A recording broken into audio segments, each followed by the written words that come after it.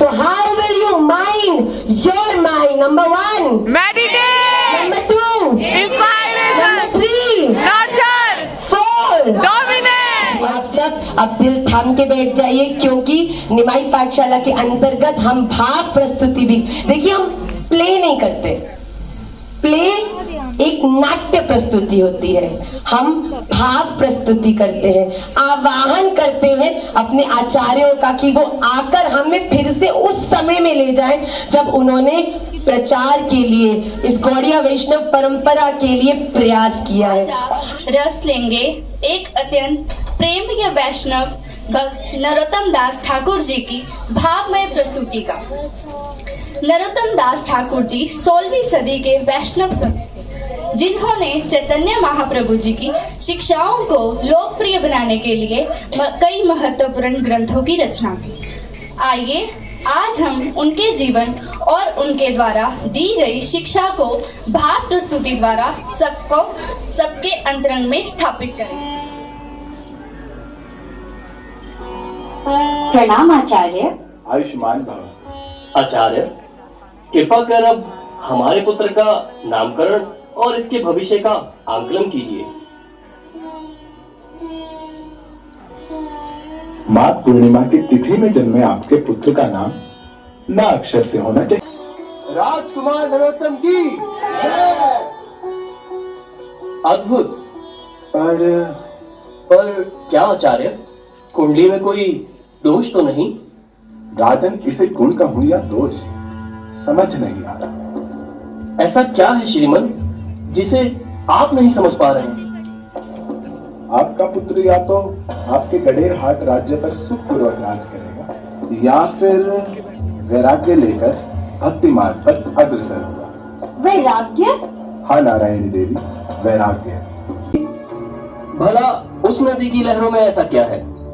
वहां तक तो मेरे ज्योतिष शास्त्र की भी पहुंच नहीं है राजन, परंतु वहां कुछ तो ऐसा है जो इसे इस संसार से विमुख कर देगा। आप बस इस बात का ध्यान रखिएगा कि यह पद्मा नदी के निकट ना जाए। अवश्य।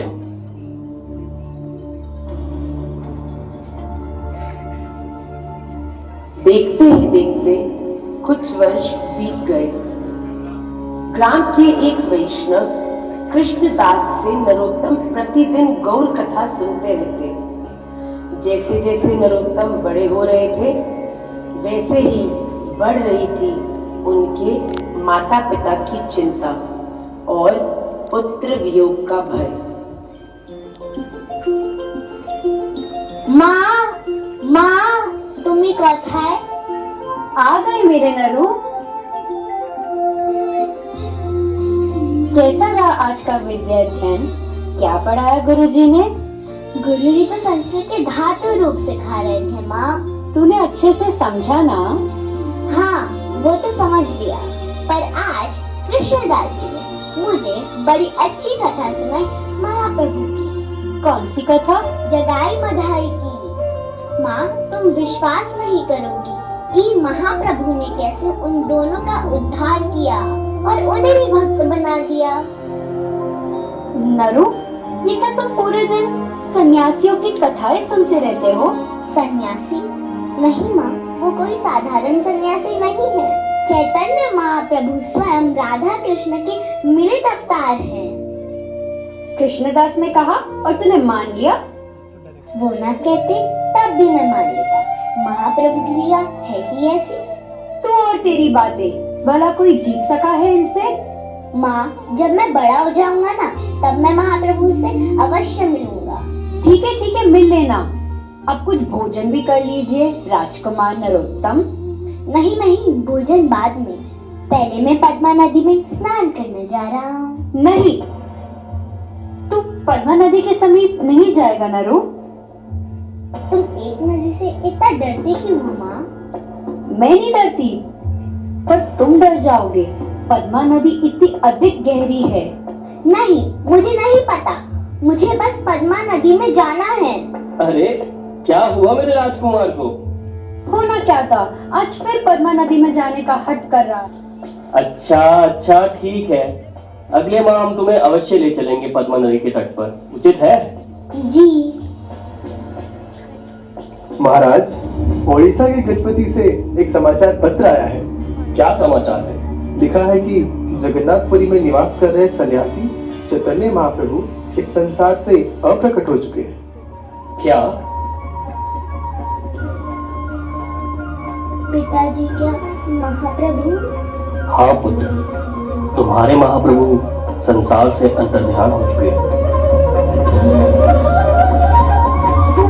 पुत्र, ये क्या हुआ ऐसे स्वामी? सेवक, जाओ कृष्णदास को बुला कर लाओ। जो आज्ञा। इसने महाप्रभु के अप्रकट होने की खबर सुनी, वैसे ही मूर्छित हो गया।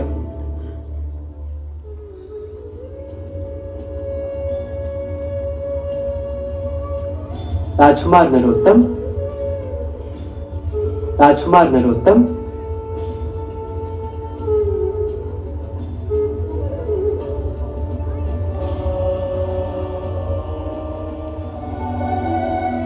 कृष्णदास जी, महाप्रभु मुझे क्यों छोड़ के चले गए? मैंने तो आज तक उनके दर्शन भी नहीं किए। और वो राजकुमार, आपसे किसने कहा कि वे चले गए? वे कहीं गए नहीं, वे केवल छिप गए हैं। कहाँ? वृंदावन में। बड़े हो जाओगे तो वृंदावन जाना और महाप्रभु से मिल लेना।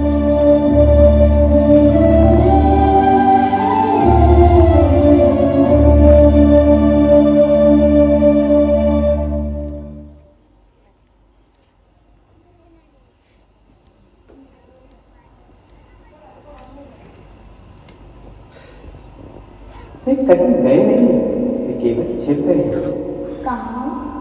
वृंदावन में। वृंदावन? हाँ, वृंदावन में।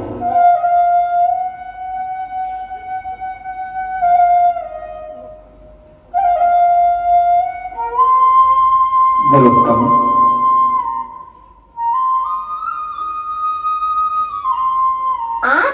आप कौन? मैं वही हूँ जिसका वर्णन तुम कृष्णदास की गौर कथा में सुनते हो। मिताई?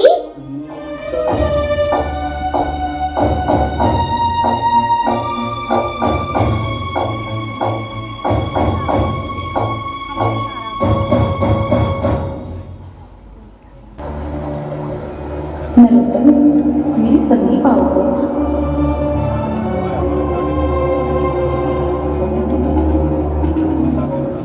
हाँ, मैं ही तुम्हें पुकार रही हूँ, पद्मा नदी।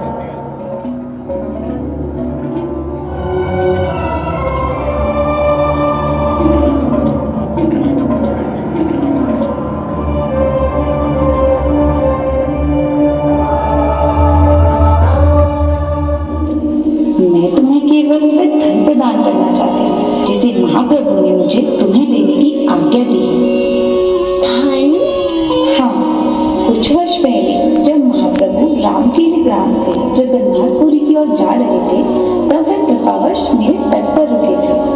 कुछ दूर तुम्हारे खेतुरी ग्राम को देखकर उनमें आवेश प्रकट हुआ और वे हाँ नरोत्तम कहते हुए मूर्छित हो गए, और उस समय उन्होंने अपने प्रेम रूपी धन को मेरे गर्भ में छिपा दिया था और मुझे ऐसी आज्ञा दी थी कि जब नरोत्तम मेरे समीप आए तब मैं ये प्रेम धन इसे प्रदान करूं। पुत्र, अब देर मत करो, इस गौर प्रेम धन को अपने हृदय में समाहित कर लो।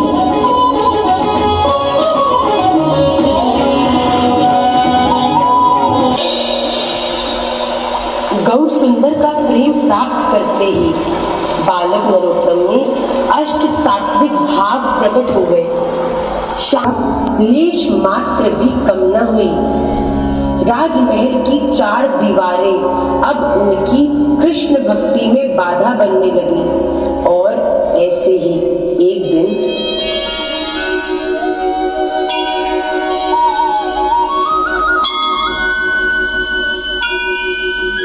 पिताजी, मैं सारी मुद्राएं गिन चुका हूँ, बस अब साहूकार को ये धन देकर हिसाब पूरा कराता हूँ।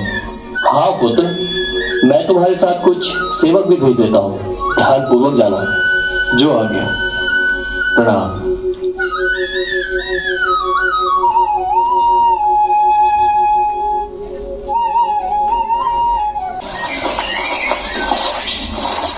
सुनो, आज्ञा करे राजकुमार, मुझे मेरा स्वास्थ्य कुछ ठीक नहीं लग रहा है। तुम ये धन लो और साहूकार तक पहुंचा देना।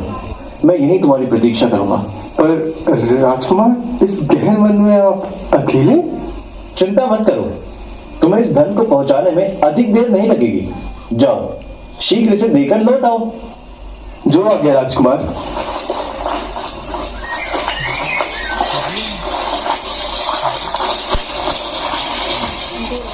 वे कहीं गए नहीं, वे केवल छिप गए हैं। कहाँ? वृंदावन में। वृंदावन? हाँ, वृंदावन।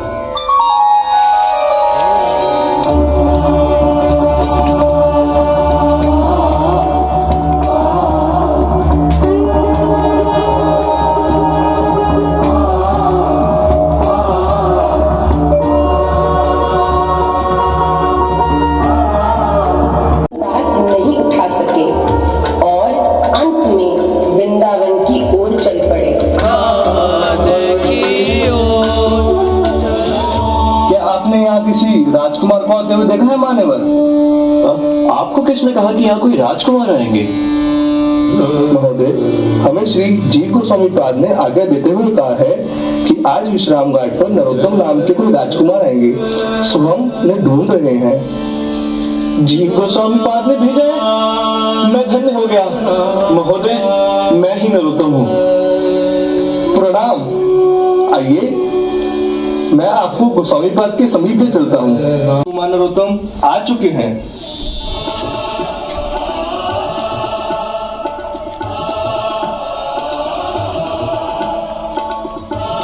वृंदावन में तुम्हारा हार्दिक स्वागत है राजकुमार नरोत्तम।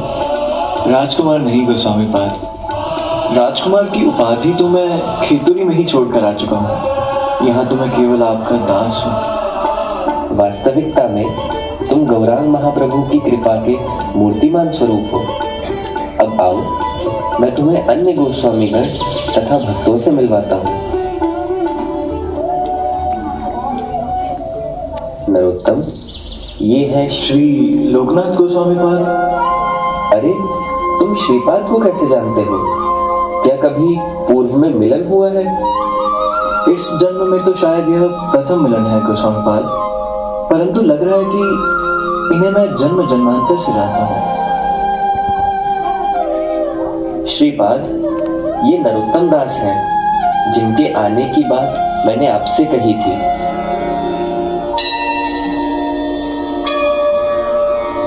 यह दीन नरोत्तम दास आज से श्री लोकनाथ गोस्वामी पाद को अपने गुरु के रूप में स्वीकार करता है।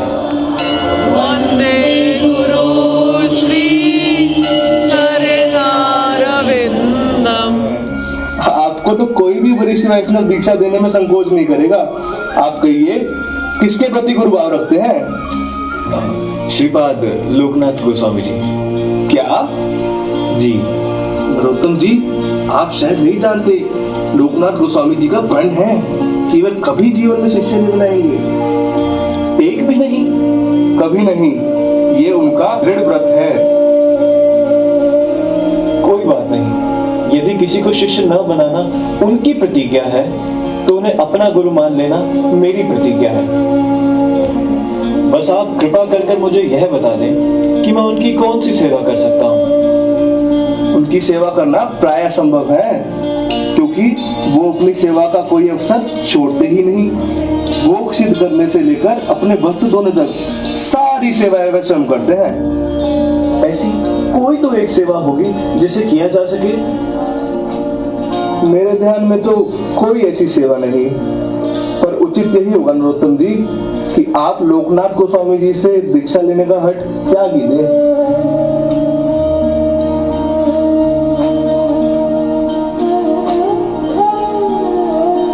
प्रतिदिन नरोत्तम दास जी के हृदय में श्री लोकनाथ गोस्वामी के प्रति श्रद्धा भाव प्रगाढ़ होने लगा।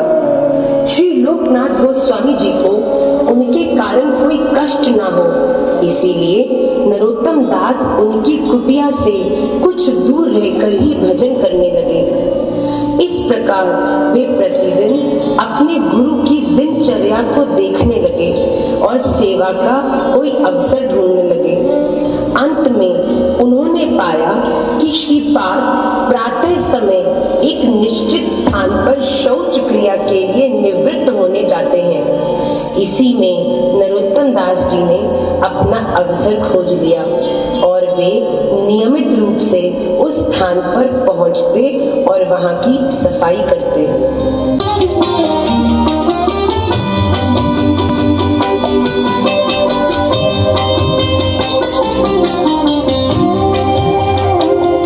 ये कौन है? मेरी दृष्टि से बचकर।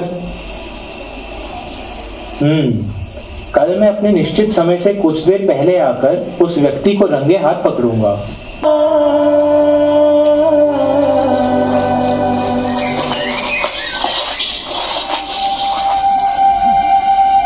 कौन है? जो भी व्यक्ति यह कर रहा है वह मेरे समक्ष प्रस्तुत हो।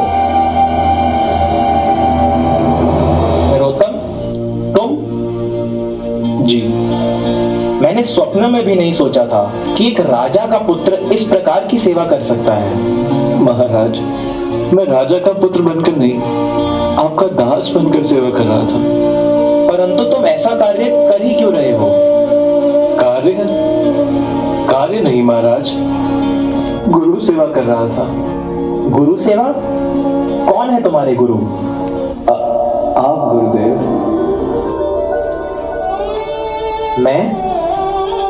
मैंने तुम्हें दीक्षा कब दी नरोत्तम? क्या तुम जानते नहीं कि मैंने किसी को भी दीक्षा न देने का प्रण लिया है?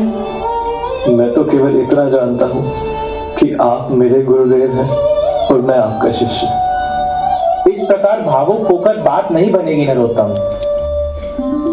वृंदावन में महाप्रभु के इतने पार्षद हैं, किसी और से दीक्षा ग्रहण करो और भजन भक्ति करो। सभी को मेरा प्रणाम है महाराज, पर मैं कृपा की भीख तो केवल आपके द्वार पर ही मांग सकता हूँ। मेरे दीक्षा गुरु तो केवल आप ही हैं।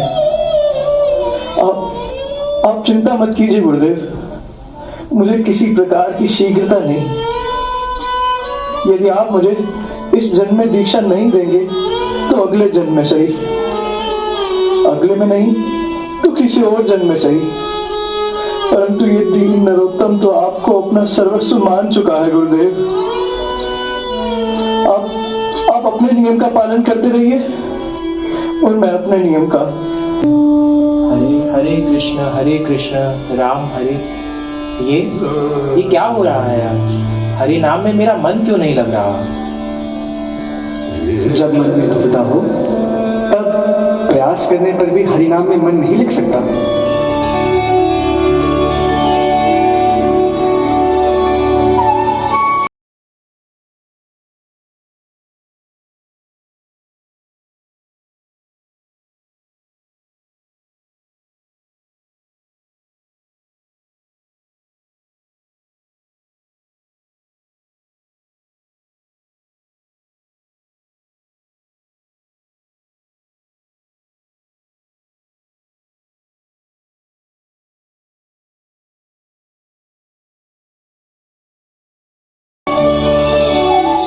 बस उसे अपना शिष्य बना लो। देखो लोकनाथ, मैं पूर्ण ईश्वर होकर भी अपने भक्तों के समक्ष हार जाता हूँ। इसका कारण केवल प्रेम है, निश्चल प्रेम। इसी प्रकार तुम्हें भी अब हार माननी पड़ेगी। नरोत्तम की तुम्हारे प्रति ऐसी अविचल भक्ति देखकर मेरा भी हृदय द्रवित हो उठा है। नरोत्तम की गुरु निष्ठा बचाने के लिए मैं निकुंज के रास विलास को छोड़कर तुम्हारे समीप आया हूं। संकोच मत करो, तुम्हारा है शिष्य कोई साधारण व्यक्ति नहीं है। मेरे कुंज की चंपक मंजरी ही तुम्हारे समक्ष इस रूप में अवस्थित। नरोत्तम, धन्य हो तुम और धन्य है तुम्हारी गुरु निष्ठा नरोत्तम। इस वृद्ध लोकनाथ को तुमने आज अपने प्रेम से ऋणी कर दिया है पुत्र। अब मुझे इस ऋण को उतारने दो। आओ मेरे समीप आकर मुझसे गुरु मंत्र प्राप्त करो।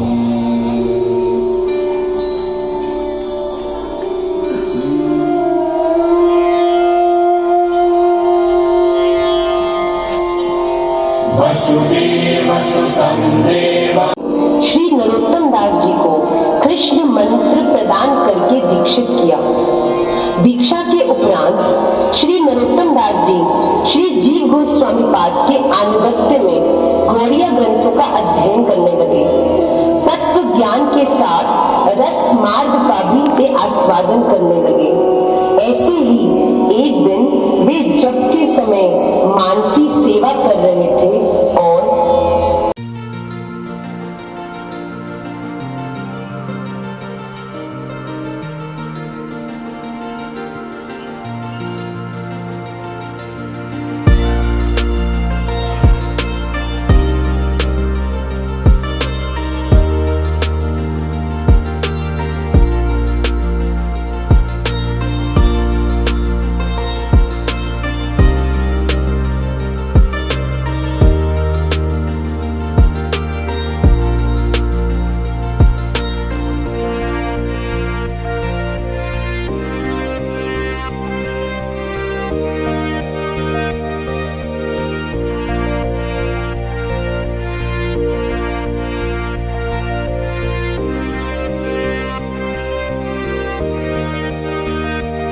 हमारे ताई ब्यालू ले आओ।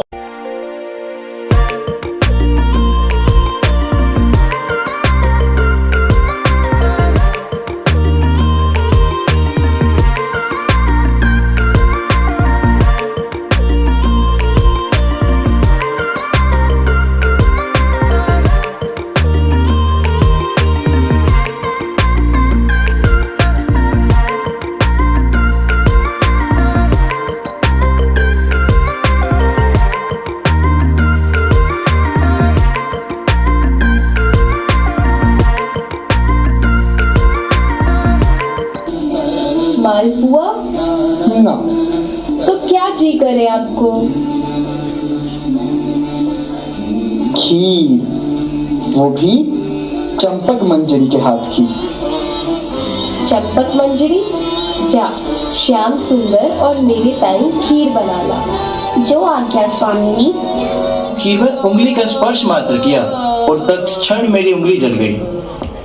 वाह अद्भुत, धन्य हो आप नरोत्तम। आज से मैं जीव गोस्वामी आपको ठाकुर महाशय की उपाधि देता हूँ।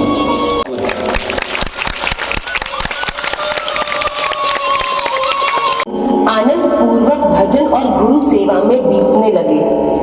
श्री लोकनाथ गोस्वामी पाद को भी नरोत्तम दास ठाकुर जी से अत्यधिक स्नेह हो गया। दोनों गुरु शिष्य एक प्राण दो देह की तरह रहने लगे। दूसरी ओर आचार्य गणों द्वारा गौड़ीय ग्रंथों की रचना पूर्ण हो चुकी थी। आवश्यकता थी तो केवल उन ग्रंथों को ब्रज क्षेत्र से गौड़ क्षेत्र तक पहुंचाने की। इस प्रकार प्रचार कार्य के लिए श्री जीव गोस्वामी पाद ने 3 प्रमुख भक्तों का चयन किया, श्री निवासाचार्य जी, श्री श्यामानंद प्रभु तथा नरोत्तम दास ठाकुर जी। परंतु नरोत्तम दास ठाकुर जी को उनके गुरु से दूर करने का संशय गोस्वामी पाद के हृदय में बना हुआ था। इस कारण वे स्वयं श्री लोकनाथ गोस्वामी जी से एकांत में मिलने आए।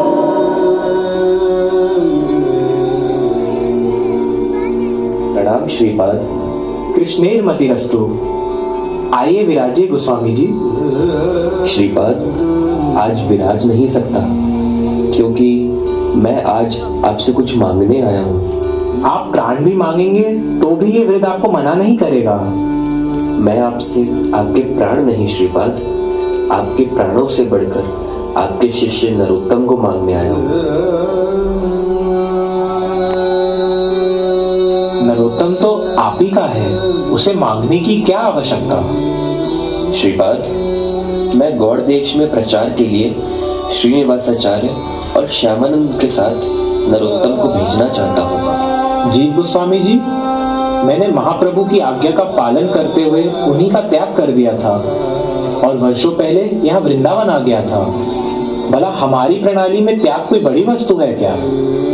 आप निश्चिंत रहिए, नरोत्तम अवश्य ही गौड़ देश जाकर प्रचार की बागडोर संभाल लेगा। अवसर लगे तो क्या मैं आपके दर्शन के लिए वृंदावन आ सकता हूँ? पुत्र, मेरे दर्शन के लिए तुम्हें अब वृंदावन आने की कोई आवश्यकता नहीं, क्योंकि तुम्हारे जाने के उपरांत मैं इस धराधाम पर अधिक समय नहीं रहूंगा। अब तुमसे अगला मिलन कुंज महल के द्वार पर ही होगा। गुरुदेव, इस अधम को जीने के लिए कोई संबल तो प्रदान कर दीजिए। कहीं मैं गौड़ देश जाते जाते इस विचार से अपने प्राण न त्याग दूं। भला तुम जैसे सर्वश्रेष्ठ शिष्य को मैं क्या दे सकता हूँ नरोत्तम? वही जिसे श्री राम ने भरत को, जिसे श्री कृष्ण ने उद्धव को और महाप्रभु ने विष्णु प्रिया को दिया था, चरण पादुका। देखते ही देखते खेतूरी ग्राम में गौर प्रेम की बाढ़ आ गई।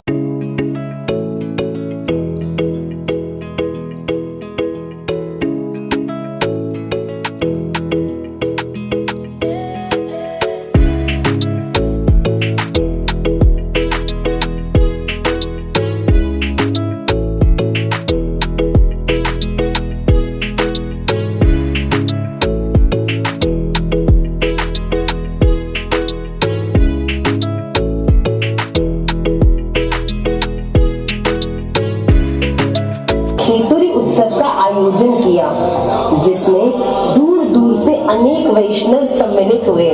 श्री जानवा ठाकुरानी नारायण चक्रवर्ती नामक वैष्णव ठाकुर से दीक्षा लेकर उनके प्रिय शिष्य भी बन गए और उनकी सेवा में रहने लगे। अनेक ब्राह्मण ठाकुर महाशय की भक्ति से प्रभावित होकर उनसे दीक्षा लेने लगे। यह बात कुछ ब्राह्मणों को बिल्कुल भी नहीं भाई तथा वे अनेक बार इसका विरोध करने लगे। अति हो रही है अब तो। यही दिन देखने के लिए हमने गौड़ देश में जन्म लिया था क्या? न जाने इन लोगों को क्या हो गया, विशेषकर ब्राह्मणों को। विप्र होकर भी उस कायस्थ जाति वाले नरोत्तम से दीक्षा ले रहे हैं। मूर्ख, अपनी पूजा पद्धति छोड़कर न जाने कौन से नाच गाने सीख रहे हैं ये युवक। समय आने पर मति ठिकाने लगानी पड़ेगी इन सबकी। हाँ हाँ बिल्कुल। ऐसी अनेक बातें लोग प्रतिदिन कहा करते, पर ठाकुर महाशय इससे सदा अप्रभावित रहते। कुछ समय बाद श्री नरोत्तम दास ठाकुर जी ने पदों में ग्रंथ रचना प्रारंभ की तथा सफलता पूर्वक प्रेम भक्ति चंद्रिका नामक ग्रंथ की रचना करी। एक दिन ठाकुर महाशय के शिष्य गंगा नारायण चक्रवर्ती उनके समीप आए और गुरुदेव, वृंदावन से संदेशा आया है। क्या हुआ? सब ठीक है ना चक्रवर्ती? नहीं गुरुदेव, कुछ भी ठीक नहीं है। क्या हुआ? क्या संदेश है?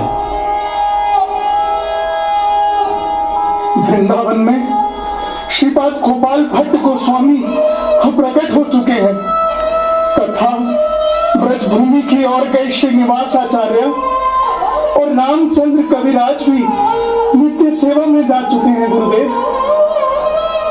क्या मेरे आचार्य चरण चले गए? मेरे श्री गोपाल भट्ट चले गए? मेरे कविराज मुझे छोड़ गए? तो भला अभी नरोत्तम किसके दर्शन की आस में जीवन धारण करेगा?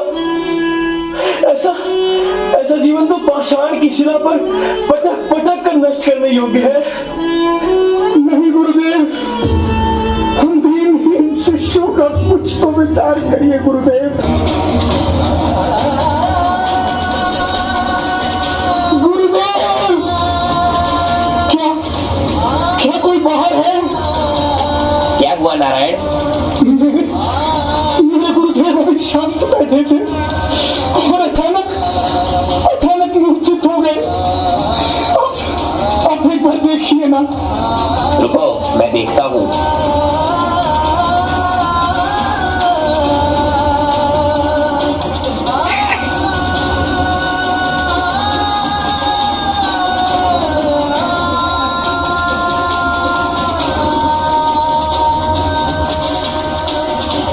तुम्हारे गुरु तो सिधार चुके नारायण। ये नहीं हो सकता। और कैसा होगा? अरे शरीर में रक्त नहीं चल रहा, हृदय की गति थम चुकी है और श्वास नहीं चल रही। मृत्यु अब अग्नि भी दो इस शव को। कितना बड़ा वैष्णव बनता था खुद में, और मरते समय भगवान का नाम भी मुख से नहीं ले पाया। मौन अवस्था में ही देवलोक सुधार गया। देवलोक में इसकी गति होगी भी या नहीं, मुझे तो इस पर भी संदेह है। मैं आप सबके समक्ष हाथ जोड़ता हूँ, कृपया यहाँ से चले जाइए। मैं किसी भी प्रकार अपने गुरुदेव का अंतिम संस्कार कर लूंगा। मुझे आप सबकी बिल्कुल आवश्यकता नहीं। आवश्यकता तुम्हें नहीं, पूरे ब्राह्मण समाज को है हमारी। अब तो सभी ने देख लिया तुम्हारे गुरुदेव का नित्य लीला प्रवेश। बस कुछ प्रमाणित करना ही होगा कि आप कोई साधारण जन नहीं, श्री कृष्ण के नित्य पार्षद हैं। अब यदि आप जीवित नहीं हुए तो मैं भी इस चिता पर बैठकर अग्नि में जलकर भस्म हो जाऊंगा।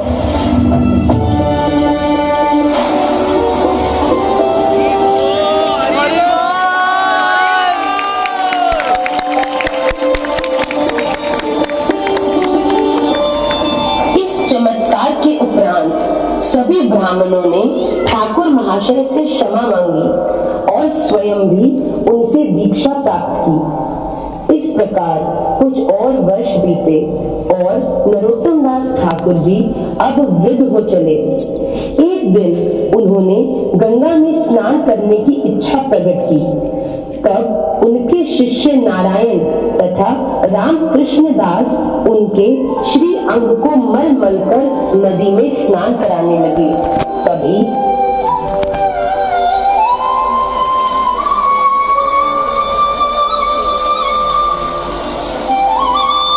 देखो रामकृष्ण, गुरुदेव के शरीर को हम मल रहे हैं और इसमें से यह दूध कैसे प्रकट हो रहा है? शिष्यगण श्री ठाकुर महाशय का अंग मलते रहे तथा उनका शरीर दूध में परिवर्तित होता रहा। देखते ही देखते उनका संपूर्ण श्री अंग दूध बनकर गंगा में विलीन हो गया। शिष्य ये देखकर आश्चर्यचकित रह गए। इस प्रकार कार्तिक कृष्ण पक्ष की पंचमी को श्री नरोत्तम दास ठाकुर जी महाशय नित्य लीला में प्रवेश कर